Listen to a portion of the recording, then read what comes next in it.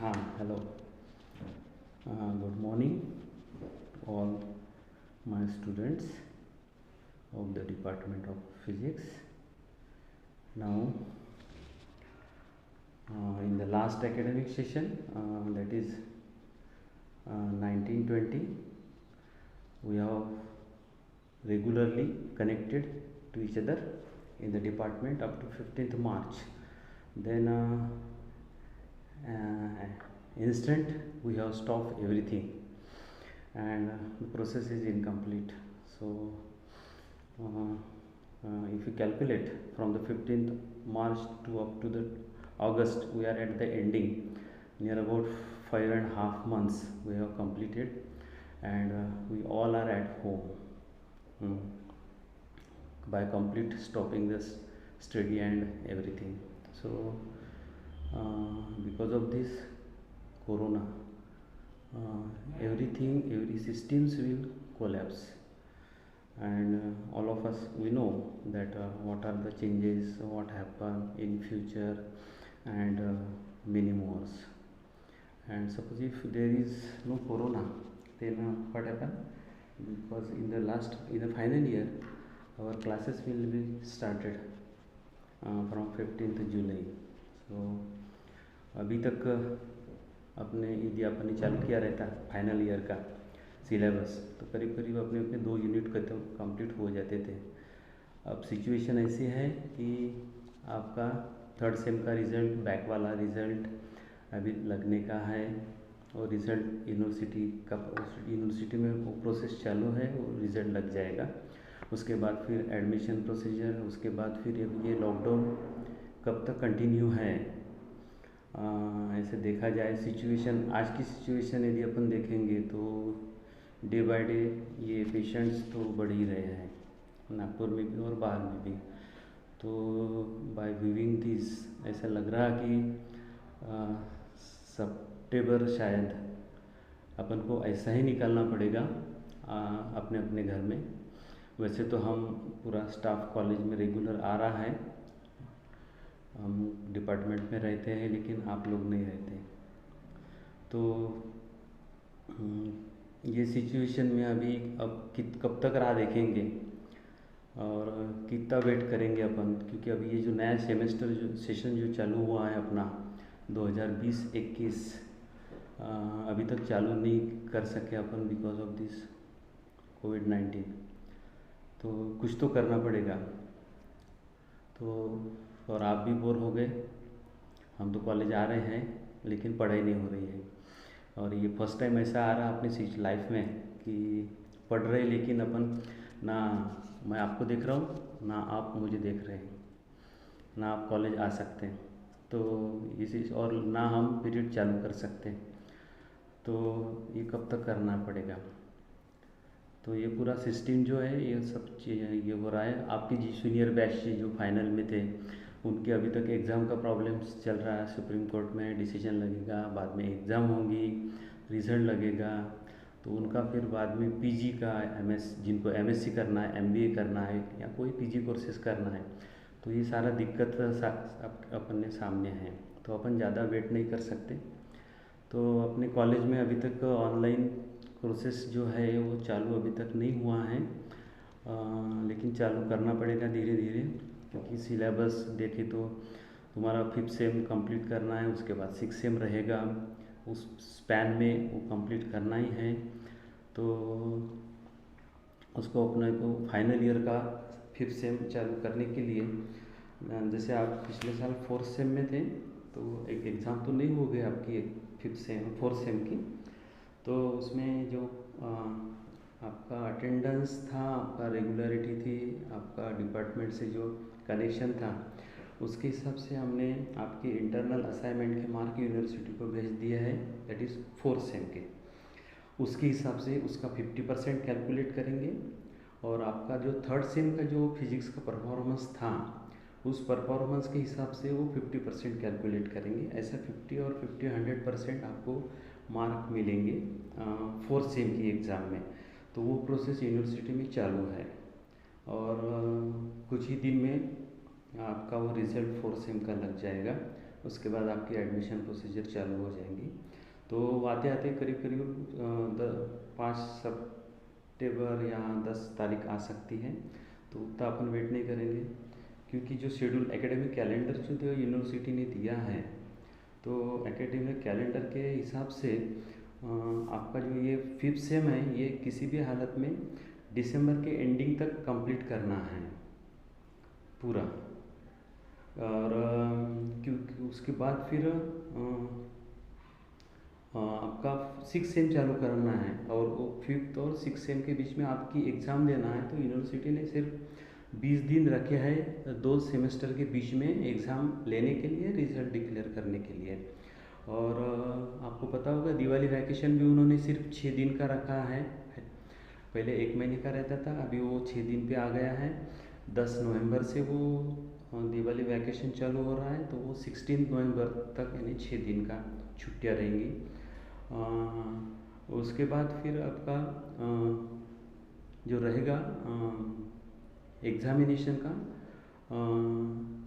Examination 25 दिसंबर से उन्होंने schedule में बताया है। यानी 5th सेम की एग्ज़ाम जो रहेंगी 25 दिसंबर से चालू होकर 15 जनवरी तक वो लेंगे। 20 दिन में किसी भी हालत में कंप्लीट करना है। और ऐसा शेड्यूल उन्होंने एकेडमिक कैलेंडर दिया है। और इस हिसाब से देखा जाए तो फिर अपने को कितने महीने मिलते हैं, कितने दिन मिलते हैं, कब आपका कॉलेज आना चालू हो जाता है, वो अभी अनसर्टन है।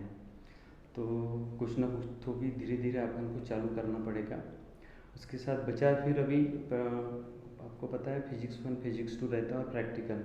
तो ऑनलाइन प्रैक्टिकल कंडक्ट करना पॉसिबल ही नहीं है, क्योंकि आपको वो परफॉर्म करना पड़ता है। तो जब कॉलेज चालू होगा, कब चालू होगा, अनसर्टन है। अब जब कभी चालू होगा तुरंत आपको प्रैक्टिकल परफॉर्म करना पड़ेगा। तुरंत वो प्रैक्टिकल से अपने यानी चालू करके वो उसको कंप्लीट करना है वैकेशन छुट्टियां लगने के पहले। तो वो एक थोड़ा चैलेंजिंग काम है। तो वो प्रैक्टिकल आप जब कॉलेज आओगे तो आने के तुरंत आपको प्रैक्टिकल चालू करना पड़ेगा, उसमें गैप नहीं रहेगी। तब तक हो सके तो थोड़ा सा लोड कम करने के लिए अपन ने सिलेबस चालू कर सकते हैं। और अभी 5th सेम की यदि बात करते हैं तो 4th तो आपको हो गया है। 5th सेम में 2 वैसे ही सेम है पैटर्न है। या पेपर 1 जो है, पेपर 1 में जो आपको टॉपिक्स सिलेबस में यूनिवर्सिटी की इसमें दिया है, तो वो है, पहला है फर्स्ट पेपर का नाम है atomic physics, free electron theory और स्टैटिस्टिकल फिजिक्स। तो ये एटॉमिक फिजिक्स, इसमें जो सॉलिड स्टेट्स में जो ये रहता है मॉडल्स, अलग अलग मॉडल्स, उसका internal structure, atoms, molecules, orbits, then spinning motion, rotational motion कैसे होता है ऑर्बिट्स में। उसके बाद फिर उनके हर एक मोशन के हिसाब से, ऑर्बिट के हिसाब से क्वांटम नंबर्स क्या है। तो वो जैसे इलेक्ट्रॉन्स फ्री है, वैलेंस इलेक्ट्रॉन है, उनका मोशन कैसे रहता है। उसमें फिर वो मटेरियल्स कौन सा है, कंडक्टिंग है, नॉन कंडक्टिंग है, उसमें अलग अलग पॉइंट्स हैं। तो ये सभी जो सॉलिड स्टेट में जो कुछ आता है, जिसमें एटम्स का, मॉलिक्यूल्स का जो रहता है, उसमें आपको पढ़ाई करना है फर्स्ट यूनिट और सेकंड यूनिट में, जिसको अपन बोलते हैं एटॉमिक फिजिक्स जैसा, और फ्री इलेक्ट्रॉन थ्योरी। बाकी के 2 तीसरा और चौथा जो यूनिट है वो स्टैटिस्टिकल फिजिक्स। स्टैटिस्टिकल फिजिक्स में आपको ये जो जिसको अपन बोलते हैं प्रोबेबिलिटी, वो उसमें है मैक्सवेल बोल्ट्जमैन, बोज आइंस्टाइन, फर्मी डायरेक्ट स्टैटिस्टिक्स, ये इसमें। तो ये इसमें आता है प्रोबेबिलिटी के इसमें। तो ये ऐसा ही 4 यूनिट का फर्स्ट पेपर है तुम्हारा, atomic physics, free electron theory और स्टैटिस्टिकल फिजिक्स। तो सिलेबस इसका थोड़ा सा फास्ट ज़्यादा है, थोड़ा इसको अपन को फास्ट लेना पड़ेगा और वीक लेना करके आपको कंप्लीट करना पड़ेगा इसको। उसके साथ फिर 2 सेकंड पेपर जो है फिजिक्स का, सेकंड पेपर का टाइटल जो है वो क्वांटम मैकेनिक्स है, नैनो मटेरियल्स और नैनो टेक्नोलॉजी।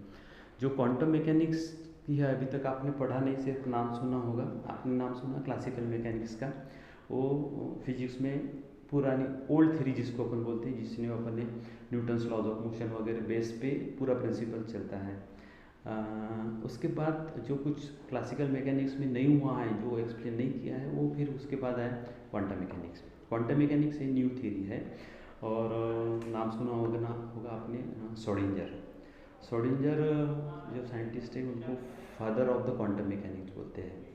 और ये क्वांटम मैकेनिक्स कहाँ से स्टार्ट होता है, जो अपन ने नाम सुना है प्लैंक्स रेडिएशन लॉ, वहाँ से चालू होता है। ब्लैक बॉडी रेडिएशंस है, उसमें अलग अलग लॉज हैं उसमें, और उसमें रेडिएशंस आता है। रेडिएशंस कैसे, रेडिएशन यानी टोटली लाइट, और लाइट की प्रॉपर्टी है सबको पता है। अब उसका ड्यूअल नेचर क्या है, लाइट का दो नेचर्स है, एक तो light behave as a wave and light behave as a particle. So ये दोनों कंसेप्ट जो एक्सप्लेन किया है वो क्वांटम मैकेनिक्स ने एक्सप्लेन किया है, जो क्लासिकल में नहीं बताया था। क्लासिकल ने बताया था सिर्फ इट इज़ अ वेव, और ये पार्टिकल भी है, ये क्वांटम ने बताया है। तो ये आपको क्वांटम मैकेनिक्स पढ़ना है, नया टॉपिक्स है। ये उसके 2 यूनिट्स है, यूनिट 1 और यूनिट 2। उसके बाद यूनिट 3 जो है तो नैनो मटेरियल्स। ये तो वो लेटेस्ट टॉपिक्स है, सबको पता है इसके बारे में। हर रोज़ अपन सुनते हैं नैनो मटेरियल्स क्या है, यानी कैसे बनता है, किसको नैनो मटेरियल्स बोलते हैं, कैसे बनाते हैं उसको, उसकी प्रॉपर्टीज़ क्या है, उसकी कैरेक्टरिस्टिक्स क्या है, और उसके एप्लीकेशंस क्या है। एक सिंपल एक एग्जांपल बताता। नैनो का मतलब होता है नैनो यानी 10⁻⁹ उस साइज़ का, जिस मटेरियल का साइज़ 10⁻⁹ मीटर में आता है, उसको अपन नैनो पार्टिकल बोलते हैं। और पर्टिकुलरली जो उन्होंने जो रेंज दिया है 1 नैनोमीटर टू 100 नैनोमीटर डायमीटर जिस पार्टिकल की है, उसको अपन बोलेंगे नैनो पार्टिकल्स। और एक सिंपल एग्जांपल दिया। और ये जो नैनो पार्टिकल्स की प्रॉपर्टी ऐसी रहती है कि उसमें यदि उसकी साइज़ चेंज हो जाती है तो उसका कलर एमिशन अलग हो जाता है। फॉर एग्जांपल मैं बताता हूँ, जैसे अपन गोल्ड, अपन हर सब ने गोल्ड देखा है, गोल्ड का कलर दिखता है येलोविश कलर रहता है। यदि वही गोल्ड को अपन उसको कन्वर्ट करते हैं नैनो पार्टिकल में, तो वो जब नैनो पार्टिकल के रेंज में आता है, जैसे 1 नैनोमीटर टू 100 नैनोमीटर के रेंज में आता है, तो उसकी प्रॉपर्टी तुरंत चेंज होती है। यानी 10 ग्राम वाला गोल्ड की प्रॉपर्टी अलग है, और नैनो पार्टिकल साइज वाले पार्टिकल, गोल्ड पार्टिकल की प्रॉपर्टी अलग है। फिजिकल प्रॉपर्टी, केमिकल प्रॉपर्टी और ऑप्टिकल प्रॉपर्टीज, तो ये अलग अलग है। इवन यदि अपन ने वो पार्टिकल का साइज है, जैसे 1 नैनोमीटर, 10 नैनोमीटर, 20 नैनोमीटर, 50 नैनोमीटर, ये अलग अलग पार्टिकल की साइज़ है गोल्ड की, उसको अपन ने एक ही सॉल्वेंट में डिसॉल्व किया, तो वो जो सॉल्यूशन बनेगा वो अलग अलग कलर एमिट करेगा। मटेरियल एक ही है गोल्ड, सॉल्वेंट भी एक ही है, लेकिन पार्टिकल का साइज आपने चेंज किया तो कलर एमिशन चेंज हुआ। यानी एक ही मटेरियल से आप अलग अलग कलर आपको मिल सकता है, ये बेसिक प्रॉपर्टी उसमें आती है। तो ये पूरा स्टडी अपन को 3rd यूनिट में करना है नैनो मटेरियल्स में। उसके बाद 4th यूनिट आता है नैनो टेक्नोलॉजी। तो ये नैनो मटेरियल, पहले मटेरियल बनाओ, उसका यूज़ करो, फिर by using the machines of the instrument, तो वो जो बनता है तो that is the nano technology. ये इंजीनियरिंग वाला पार्ट है। तो इसमें नैनो पार्टिकल में अलग अलग प्रॉपर्टीज़ है, उसके यूजेस है, उसको कहाँ कहाँ यूज़ होता है। नैनो टेक्नोलॉजी का कॉस्मेटिक में होता है, मेडिकल फील्ड में होता है, कैंसर ट्रीटमेंट में होता है, जो ड्रग्स बनाते हैं कैंसर के लिए, तो वो उसमें नैनो पार्टिकल्स उसमें रहता है, वो एक्टिव रहता है उसमें। तो ये अलग अलग जो मैकेनिज्म, उसकी कैरेक्टरिस्टिक्स कैसे लेना है, उसका स्टडी कैसे करना है, उसका स्ट्रक्चर कैसे है, सिंपल क्यूबिक है क्या बेस सेंटर्ड है, फेस सेंटर्ड है, उसका एक्सरे निकालना, उसका मेल्टिंग पॉइंट कैसे रहेगा, optical property, physical property, chemical property कैसे रहता है, तो ये पूरा कैरेक्टरिस्टिक्स कैसे निकालते हैं, तो ये तुम्हारा 4th यूनिट में आता है। वैसे देखा जाए तो तुम्हारा सेकंड पेपर थोड़ा सा छोटा है as compared to the first paper, लेकिन अपन ट्राई करेंगे डिपार्टमेंट में कि आपकी एग्ज़ाम तक अब एक बार चालू हो गया कि जितना मैक्सिमम हो सके एक्स्ट्रा लेके या ऐसे कुछ जो भी मटेरियल देके अपन इसको कवर अप करेंगे थ्योरी के बारे में। ये ऐसा तुम्हारा यानी 2 पेपर्स है और ये उसमें टॉपिक्स है। तो ये हो अब तुम्हारा सेम 5 का यदि चालू अभी ऑनलाइन तो चालू करना है, क्योंकि वो टाइम हो गया अभी हमारा अगस्त एंडिंग तक आ गए। और कितना वेट करेंगे? यदि पूरा सितंबर यदि घर में रहेंगे तो फिर अक्टूबर से 2-3 महीने में क्या कर सकेंगे? तो इसलिए अपन ने डिपार्टमेंट ने सोचा है कि जैसे आपका अभी ग्रुप बन गया है, अभी गूगल क्लासरूम अपने आप में रजिस्टर्ड हो गए आप सब लोग, हमको वैसे ही सेम करना है। सेकेंड ईयर वालों के लिए उनका ग्रुप बनाना, उनको मटेरियल्स ई कन्वर्ट करना, उसको कम्युनिकेट करना। साथ में फिर अभी फर्स्ट ईयर के एडमिशन चल रहे हैं, उनके एडमिशन होने के बाद फिर उनका वो तो नए बच्चे हैं और ये पूरा नया सिस्टम है, तो ये उनके लिए भी ट्राई करना है। तो इसलिए अभी अपना डिपार्टमेंट सबसे पहले कॉलेज में ट्राई कर रहा है ये गूगल क्लासरूम के बारे में। तो सबसे पहले अपने फाइनल का चालू कर दिया है। तो कल अपने रजिस्टर्ड किए सबके मेल्स हमने डाउनलोड किया है। और हमारा ऐसे सोचना है कि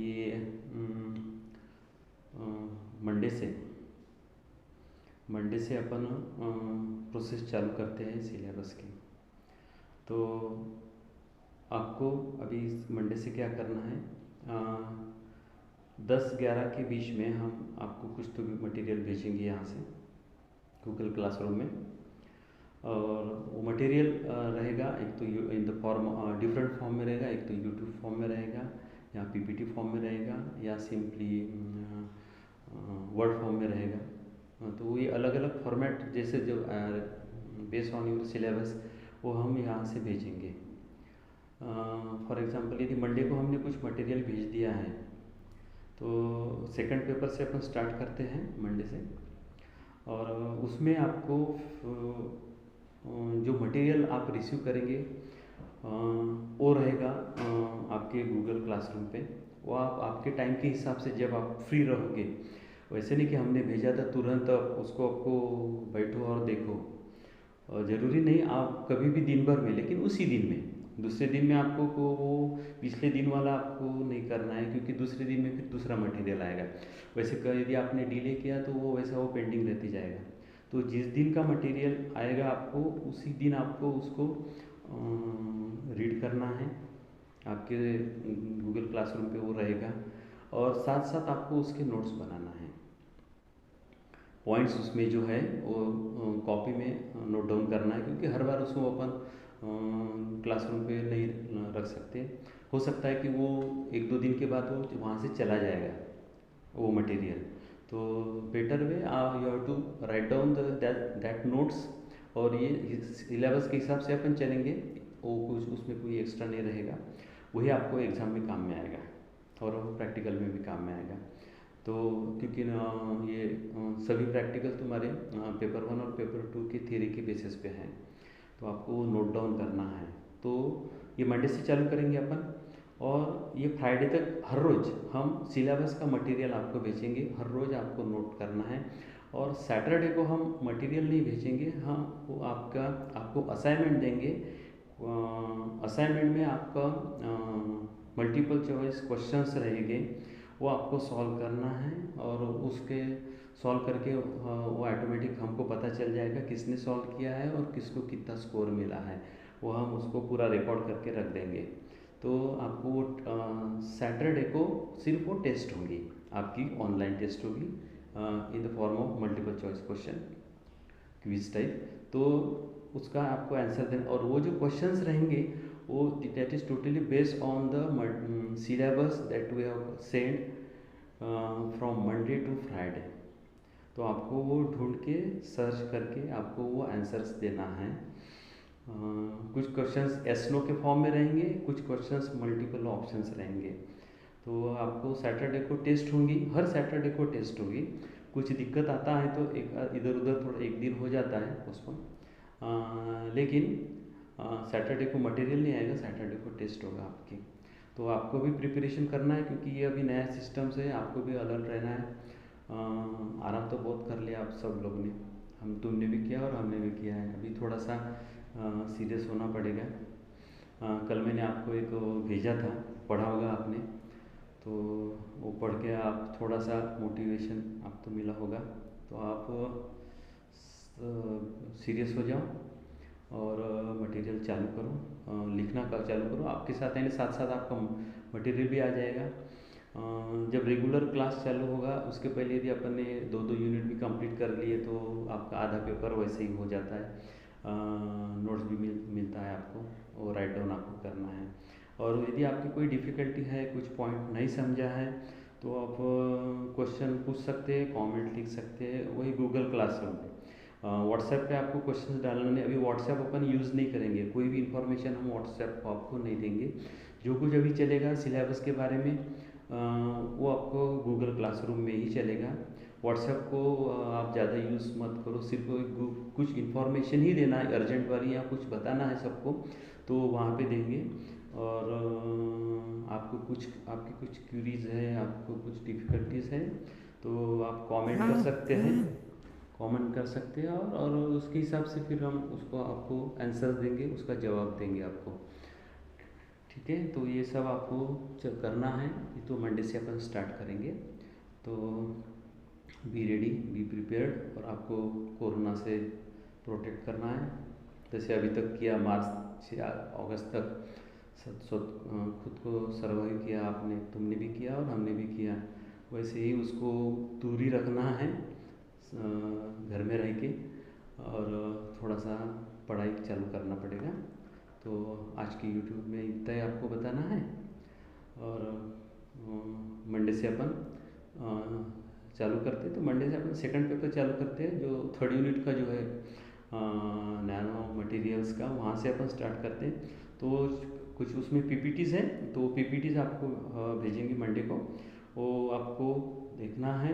अब वो तो बार बार देख सकते हैं आप, एक दिन में एक बार, 2 बार, 3 बार वो देखो और उसको नोट डाउन करो।